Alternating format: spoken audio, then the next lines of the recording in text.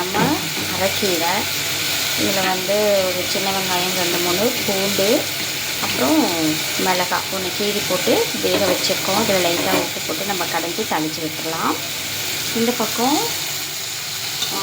வெங்காயம், பூண்டு, தக்காளி போட்டு வதக்கிட்டுருக்கேன். இதில் மொச்சையும் கத்திரிக்காயும் போட்டு கார குழம்பு தான் வைக்க போகிறோம். பார்க்கலாம், வதங்கட்டும். நல்லா வெங்காயம், தக்காளி, பூண்டு எல்லாம் நல்லா வதங்கிட்டு இதில் நம்ம வந்து கத்திரிக்காய் போட்டுக்கலாம். கத்திரிக்காயோட சேர்த்து நான் வந்து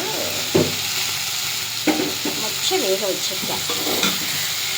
ஊற வச்சு உப்பு போட்டு வேக வச்சுருக்கேன். நம்ம அதையோட சேர்த்து குழம்பு கொட்டிடலாம்.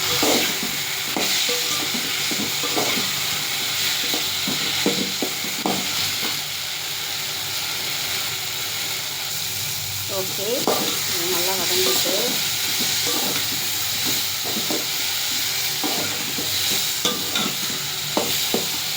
இதோடு சேர்த்து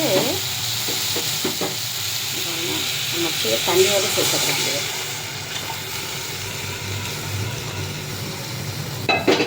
சேர்த்துட்டு மிளகாத்தூள்,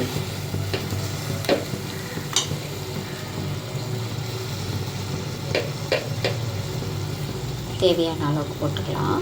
நான் பெரிய ஸ்பூனில் தான் போடுறேன், 2 ஸ்பூன் கிட்ட போட்டிருக்கேன். சாம்பார் தூள் கொஞ்சம் நான் சேர்க்குறேன் இதில். ஓகே, மஞ்சள் தூள்.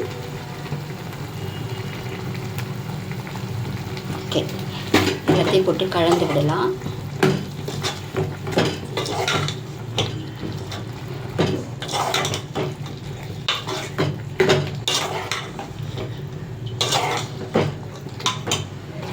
இப்போ இந்த குழம்புல நமக்கு தேவையான அளவுக்கு தண்ணி விடணும். நான் என்ன எடுத்துட்டேன்னா, சாதம் வைக்கிறதுக்காக அரிசி களைஞ்ச தண்ணி இருக்கு இல்லையா, அதை வச்சு ஊற்றிக்கிறோம்.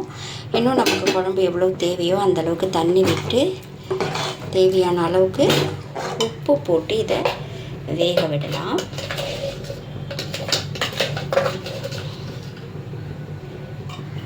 எவ்வளோ உப்பு தேவையோ தேவையான அளவுக்கு போட்டு தண்ணி எவ்வளோ தேவையோ ஒரு கொதி வந்தோன்னே அதுக்கப்புறம் நம்ம புளி சேர்த்து தாளித்து விட்டுடலாம். புளி சேர்த்து கொதிக்க வச்சு அந்த கீரையை நம்ம கடைஞ்சி எடுத்துகிட்டு வந்துட்டோம். இதை இப்போ நம்ம தாளித்து விட்டுடலாம். நல்லா பசுமையாக இருக்குது பாருங்கள். இங்கே வந்து கொதிஞ்சிட்ருக்கு, குழம்பு கொதியுது. கருவேப்பிலை, கொத்தமல்லி இதெல்லாம் இருந்தால் போடுங்க. இன்றைக்கி என்கிட்ட எல்லாம் தீந்து போச்சு, இனிமேல் தான் வாங்கணும். ஸோ இப்போ இதை கொதிகிற குழம்புல நம்ம என்ன தெரியுமா பண்ண போகிறோம், கொஞ்சமாக இந்த கீரையை எடுத்து போட போகிறோம். செம்மையாக இருக்குங்க, நீங்கள் வீட்டில் ட்ரை பண்ணி பாருங்கள்.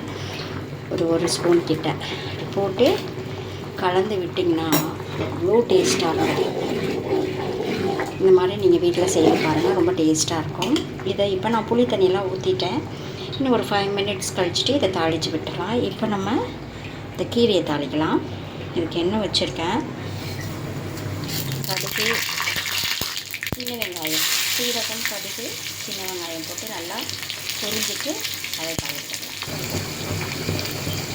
இப்போ இந்த வெங்காயம் நல்லா வதக்கிடுச்சு. இந்தளவுக்கு வதங்கினா போதும். இது அப்படியே நம்ம இந்த கீரையில் கொட்டிடலாம். அவ்வளோதான். அடுத்து இதே இதில் நம்ம இந்த குழம்பையும் தாளித்து விட்டுடலாம். இப்போ வந்து நம்ம குழம்பு தாளிக்க போகிறோம். நான் சின்ன வெங்காயம் வடகம் இருக்கு இல்லையா, அதை வச்சு தான் தாளிக்க போகிறேன்.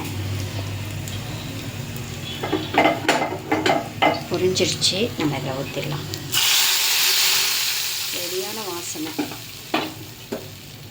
ஸோ இன்றைக்கி நம்ம வீட்டில் கத்திரிக்காய், மொச்சை போட்ட புளிக்குழம்பு தான். இதை இன்னும் கூட நீங்கள் கொஞ்சம் திக்காக பண்ணலாம். எனக்கு கொஞ்சம் தண்ணியாக பிடிக்கும், அதனால தான் அதை வச்சுருக்கேன். இங்கே வந்து கீரை, கடலை, ரைஸ், இவ்வளோதான். ஸோ நீங்களும் உங்கள் வீட்டில் என்ன சமைச்சிங்கன்றதை கமெண்ட்டில் சொல்லுங்கள். நன்றி.